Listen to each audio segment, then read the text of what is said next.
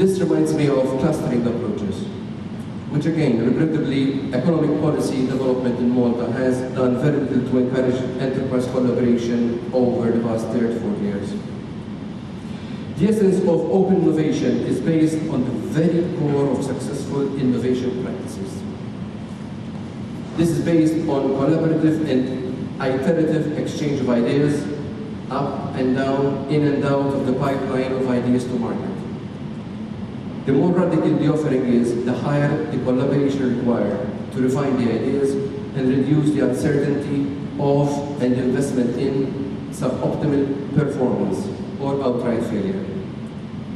Open innovation is about bringing the customer into co-creating and co-designing with you.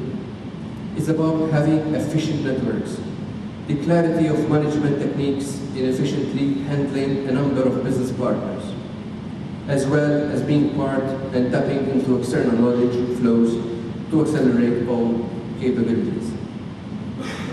It is essential to recognize that open innovation may inevitably mean sacrificing some short-term benefits in return to valuable longer-term relationships. The challenge for the partners is to maintain the right level of engagement with consistency, clear communication, and IP policies and fairness.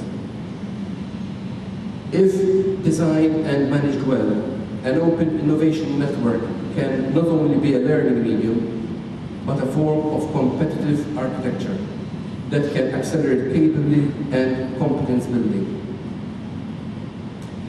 Thus, open innovation for an enterprise is about knowing what are its core capabilities, understanding what other capabilities it requires to have access to, and to develop the networking and collaborative skills that are needed in order to incorporate those other capabilities into its innovation process.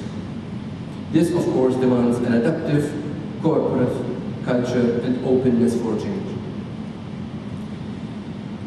Is open innovation relevant to SMEs? I think, well, very much so.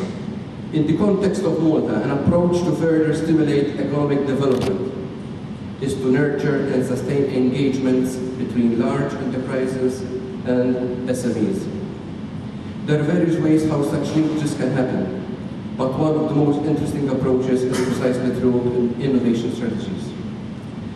Here I'm not just speaking of supplier-customer relationships, but where collaboration is clearly a win-win arrangement for all parties involved, and as part of the process to develop the respective innovation processes. Large corporates have to recognize that SMEs may employ creative people that they may not have, while small companies with great opportunities may need the large enterprises to help them face the real challenges in scaling up and internationalize their business. Surely this is not an easy feat. A significant degree of experimentation is involved, and every party has to work hard at it. SMEs believe that they may be exploited by the large companies, whilst the large players may believe that the small enterprises would not deliver to their exacting standards.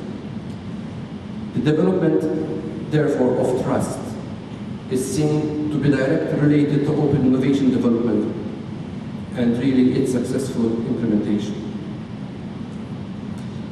In conclusion, this innovation challenge involves the way how we intend to address future competitive pressures through the anticipation of customer needs rather than reactive responses, to form part of the knowledge infrastructure rather than solely reinforcing internal hierarchical knowledge structures, embracing exchange of ideas rather than looking ourselves on a knowledge island, and aim for continuous improvement and be innovation-driven rather than simply followers. Thank you very much.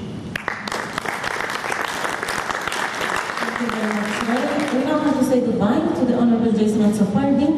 Thank you. We wish you good luck in your work.